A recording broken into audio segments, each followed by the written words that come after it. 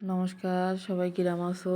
আজকে এই যে যেই জিনিস নিয়ে চলে আইছি এই জিনিস সবাই খায় না, তাই এই দিয়ে এমন কায়দার একখান রেসিপি বানাই দেবো যে থাল ভাত গামলায় বাড়িয়ে নিয়ে থাবুর থুবুর করে এক তাল খাইয়ে উঠে যাবো, আর বুঝতে পারবো না যে কী দিয়ে খাচ্ছ।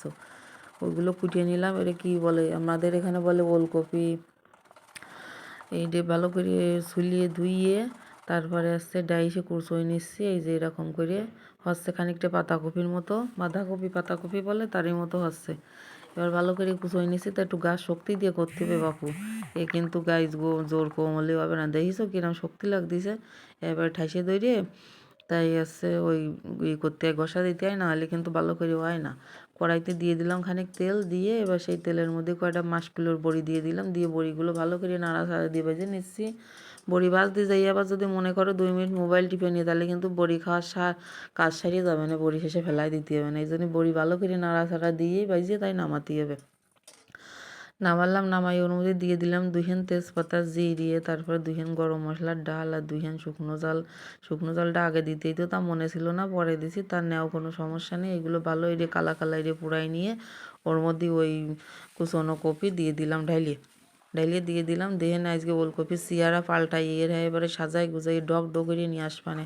এবার দিয়ে দিলাম খানিক লবণ হলুদ আর তেলটা, তোমাদের কাছে তেল তোমরা যে যেরাম খাও সেরাম দিবা। আমি বাপু একটু তেল কম খাই, তা তোমরা আবার খারাপ করিয়ে না জানো যে তেল কম দিয়ে রাঁধতেছি ওকে খাওয়া যাবে না, তা কিন্তু না। তেলটা বেশি খাওয়া শরীরের জন্য ক্ষতি, তাইতে খাই না।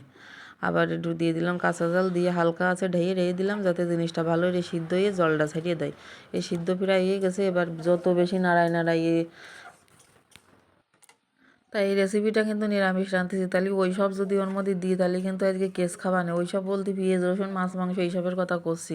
দিয়ে দিলাম আদা বাটা জিরে বাটা, আর ওই কয়টা টমেটো কুচি দিয়ে দিলাম। এগুলো ওই যে হাফ সিদ্ধ হয়ে গেলে তারপরে দিছি, কিন্তু তোমরা যেন আগে আবার দিয়ে কষে নিয়ে না, একটু কাঁচা কাঁচা গন্ধ থাকলে তখন আরও বেশি ভালো লাগে। আর পরে আবার বাচ্চা মশলা দিবা না। আর ওই যে বাচ্চা মশলা নিয়ে চলে আইছি, এটা আমার ঘরে ধনিয়া জিরে আর গরম মশলা গুঁড়ো করা, আর দিয়ে দিলাম সে বড়িগুলো গুঁড়ো করে ভাঙিয়ে, আর দিয়ে দিলাম একটু চিনি। এসব নিরামিষ রান্না একটু চিনি দিলে কিন্তু বেশ ভালোই লাগে। আর তোমরা যারা নিরামিষ রান্নার রেসিপি করতে গেলে একটু সমস্যা হয়, তারা এইভাবে ফলো করে রাঁধতে খাইয়ে দেখে নে। যে ওলকপি জীবনে চোখে দেখতে পারে না, সহ্য করতে পারে না, সেও এক থাল ভাত খাইয়ে ফেলাই দেবে। আর দিয়ে দিলাম গাছে ধনিয়া পাতা কুচি। আমি তো মনে করলাম যে চাল দুটো বেশি করে দিই, আমার এক থালে আজকে হবে না। তা তোমরা যারা পছন্দ না করো তারা এইভাবে করে খাইয়ে দেখে নে, দেখি আমার একটু জানাই এনে, তখন কিন্তু ওই গলা লম্বা করিয়ে চেঁচাই আমার ডাকতে হবে না যে দেখো তোমার এই রেসিপি ফলো করে রান দিয়েছি, তা খাইয়ে আমাকে দৈনিকেই খাতে সেট দিছে। তারপরে দেখো কী কায়দার সাজাই নিয়ে চলে আইছি। এবার আমি খাইয়েই দেখি। আমি কিন্তু আগেও রেসিপিটা করেছি এক দিন। এই রেসিপিটা সবাই জানে না, এটা আমার ইচ্ছে মতো তৈরি করা রেসিপি। নতুন রেসিপি বলতে পারো এক কথায়। যারা জানো না তাদের জন্য রেসিপিটা নিয়ে চলে আসলাম। তা তোমরা এটি ফলো করে খাবা, আর আমার নাম স্মরণ করবা, আর ডেকোর উঠোবা আমার নাম করে। আর খাইয়ে তো দেখলাম একদম সেই স্বাদ, খাতে ইচ্ছে করতেছে শুধু, মনে হচ্ছে দৈনিক রানবো। তা আজকের মতো তো খাইয়ে নিয়ে কালকে চিন্তা কালকে করবা না।